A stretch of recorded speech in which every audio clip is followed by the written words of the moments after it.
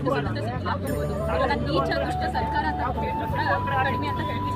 ಯಾಕಂದ್ರೆ ಎಷ್ಟೋ ವಿದ್ಯಾರ್ಥಿಗಳು ತಮ್ಮ 5-6 ವರ್ಷಗಳ ಕಟ್ಟೆ ಲೈಬ್ರರಿ ಕುತ್ಕೊಂಡು ಓದ್ತಾ ಇದ್ರು ಕೂಡ ಅವರಿಗೆ ಸರಿಯಾದಂತಹ ಪ್ರತಿಫಲ ಸಿಗ್ತಾ ಇಲ್ಲ. ಇಲ್ಲಿ ಜಾಬಿಗೋಸ್ಕರ ಎಷ್ಟೋ ವಿದ್ಯಾರ್ಥಿಗಳು ಬಂದು ತಮ್ಮ ಏಜನ್ನೇ ಕಳ್ಕೊಳ್ತಾ ಇದ್ದಾರೆ. ಸೊ ಎಷ್ಟು ಜನ ಸ್ವಿಗ್ಗಿ, ಜೊಮ್ಯಾಟೊ, ಓಲಾ, ಊಬರ್ ಮಾಡಿಕೊಂಡು ಅವ್ರ ಜೀವನವನ್ನು ನಡೆಸ್ತಾ ಇದ್ದಾರೆ. ಯಾಕಂದ್ರೆ ಎಷ್ಟೋ ತಂದೆ ತಾಯಿಗಳು ಮಕ್ಕಳು ಇವತ್ತು ಜಾಬ್ ಮಾಡ್ಕೊಳ್ತಾರೆ ಅನ್ನೋ ಆಸೆಗೆ ಕೊಟ್ಟಿದ್ದಾರೆ.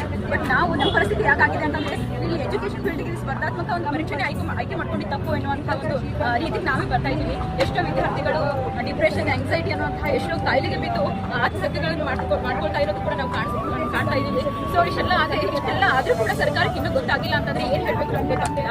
ಧಾರವಾಡದಲ್ಲಿ ಅಷ್ಟೊಂದು ದೊಡ್ಡ ಬೃಹತ್ ಮಟ್ಟದ ಹೋರಾಟ ನಡೆದ್ರು ಕೂಡ ಇದು ಸರ್ಕಾರದ ಕಿವಿಗೆ ಮುಟ್ಟಿಲ್ಲ, ಅಥವಾ ಮುಟ್ಟಿದ್ರು ಕೂಡ ನಾಟಕ ಆಡ್ತಾ ಇದ್ದಾರೆ ಅನ್ನೋ ನಮ್ಗೆ ಗೊತ್ತಾಗ್ತಾ ಇಲ್ಲ.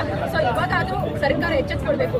ಎಷ್ಟೋ ಹೆಣ್ಮಕ್ಳು ಲೈಬ್ರರಿಗಳಲ್ಲಿ ಕುತ್ಕೊಂಡು PCOD ಮುಂತಾದ ಸಮಸ್ಯೆಗಳನ್ನ ಫೇಸ್ ಮಾಡ್ತಾ ಇದ್ದಾರೆ. ಏಜ್ ಆಗ್ಬಿಟ್ಟು ಮದುವೆ ಆಗದೆ ಎಷ್ಟೋ ಜನ ಪೇರೆಂಟ್ಸ್ ಹೋದ್ರೆ ಸಾಕು ಬಿಡವ ಇನ್ನು ಎಷ್ಟು ಓದಿ ಮದುವೆ ಮಾಡ್ಕೊಂಡು ಹೋಗು ಅನ್ನೋಂತಹ ಪರಿಸ್ಥಿತಿಗೆ ನಮ್ಮ ಎಲ್ಲ ಮಹಿಳೆಯರು ಬಂದರೆ ಅಂತ ಹೇಳ್ಬೇಕು. ಯಾಕಂದ್ರೆ ಎಲ್ಲ ಸಮಾನತೆ ಬರಬೇಕು ಅನ್ನೋ ಒಂದು ಕಾರಣಕ್ಕಾಗಿ ನಮ್ಮ ಪೇರೆಂಟ್ಸ್ ಏನ್ ಮಾಡ್ತಿದ್ದಾರೆ ಅಂದ್ರೆ ಇಲ್ಲ ಹುಡುಗನ ಸಮಾನ ಬೆಳೆಸಬೇಕು ಅನ್ನೋ ಕಾರಣಕ್ಕಾಗಿ ಹುಡುಗಿಯರಿಗೆ ಕೂಡ 5-6 ವರ್ಷಗಳ ಗಟ್ಟಲೆ ಇಲ್ಲಿ ಲೈಬ್ರರಿಯಲ್ಲಿ ಕುತ್ಕೊಂಡು ಓದಕ್ ಬಿಟ್ಟಿದ್ದಾರೆ. ಬಟ್ ಹುಡುಗಿಯರ ಪರಿಸ್ಥಿತಿನೂ ಕೂಡ ಅಷ್ಟೇ ಚಿಂತಾಜನಕ ಆಗಿದೆ ಅಂತ ಹೇಳ್ಬೋದು. ಇಷ್ಟೊಂದು ನೋವನ್ನ ಇಟ್ಕೊಂಡು ಇಷ್ಟೆಲ್ಲ ನೋವುಗಳನ್ನ ನೋಡ್ತಿದ್ದಾರೆ ಸರ್ಕಾರ. ಏನ್ ಮಾಡ್ತಿದ್ದಾರೆ ಅಂತ ಗೊತ್ತಾಗ್ತಾ ಇಲ್ಲ.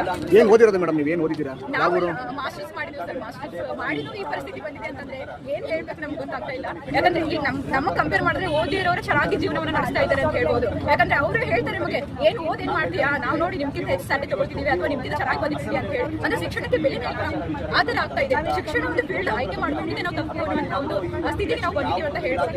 ಯಾಕಂತಂದ್ರೆ ಈಗ ನೋಡ್ತಾ ಇರ್ಬೋದು, ಏನೇ ಒಂದು ಜಗತ್ತು ಅಥವಾ ನಮ್ಮ ದೇಶ ಅಥವಾ ನಮ್ಮ ಒಂದು ನಾಡು ಉದ್ಧಾರ ಆಗ್ಬೇಕು ಅಂತಂದ್ರೆ ಅದು ಯುವ ಜನತೆ ಕಡೆಯಿಂದ ಮತ್ತು ಶಿಕ್ಷಣ ಕಲ್ತು ಕಡೆಯಿಂದ ಸಾಧ್ಯ ಅಂತ ಹೇಳ್ತಾರೆ. ಬಟ್ ಏನು ಶಿಕ್ಷಣ ಇದ್ದವ್ರು ಏನ್ ಕೊಡ್ತಾ ಇದ್ದಾರೆ?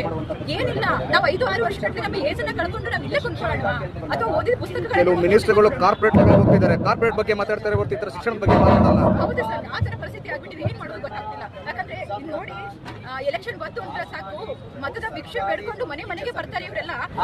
ವಿದ್ಯಾರ್ಥಿಗಳಿಗೆ ಜಾಬ್ ಕೊಡ್ಬೇಕು ಅನ್ನೋಂತ ಅರ್ಥ ಇಲ್ವಾ? ಇಲ್ಲೇ ನಾವು ಪ್ರತಿಭಟನೆ ಮಾಡಿ ನಮ್ಮ ಹಕ್ಕುಗಳನ್ನ ನಾವು ಪಡ್ಕೊಳ್ಬೇಕಾ? ಅಥವಾ ಪ್ರತಿಭಟನೆ ಮಾಡದೇ ನಮ್ಮ ಹಕ್ಕುಗಳು ನಮ್ಗೆ ಸಿಗೋದಿಲ್ವಾ? ಈ ಒಂದು ನೀಚ ಸರ್ಕಾರ ಏನ್ ಹೇಳ್ಬೇಕು ಅಂತ ಗೊತ್ತಾಗ್ತಾ ಇಲ್ಲ. ಅವ್ರ ವಿದ್ಯಾರ್ಥಿಗಳು, ಅವ್ರ ಮಕ್ಕಳು ಆರಾಮ್ ವಿದೇಶದಲ್ಲಿ ಆರಾಮ್ ಜೀವನ ನಡೆಸ್ತಿದ್ದಾರೆ. ಏನ್ರಿ ದೊಡ್ಡ ಮಾಲ್ಗಳನ್ನ ಅಥವಾ ದೊಡ್ಡ ಒಂದು ಕಂಪನಿಗಳನ್ನ ಅಥವಾ ದೊಡ್ಡ ಮನೆಗಳನ್ನ ಕಟ್ಟಿಸ್ಕೊಂಡು ಅವ್ರ ಮಕ್ಕಳಿಗೆ ಬಿಟ್ಬಿಡ್ತಾರೆ. ನಾವು ಬಡವ್ರ ಮಕ್ಕಳು ಏನ್ ಮಾಡ್ಬೇಕು? ಅವ್ರಿಗೆ ಈ ತರ ಆದ್ರೆ ಒಂದು ವಿದ್ಯಾರ್ಥಿಗಳು ಒಂದು ಶಾಪ್. ಎಲ್ಲರಿಗೂ ಊಟದ ವ್ಯವಸ್ಥೆ ಇದೆ, ದಯವಿಟ್ಟು ಯಾರು ನೂಕು ಮಾಡ್ಕೋಬೇಡಿ.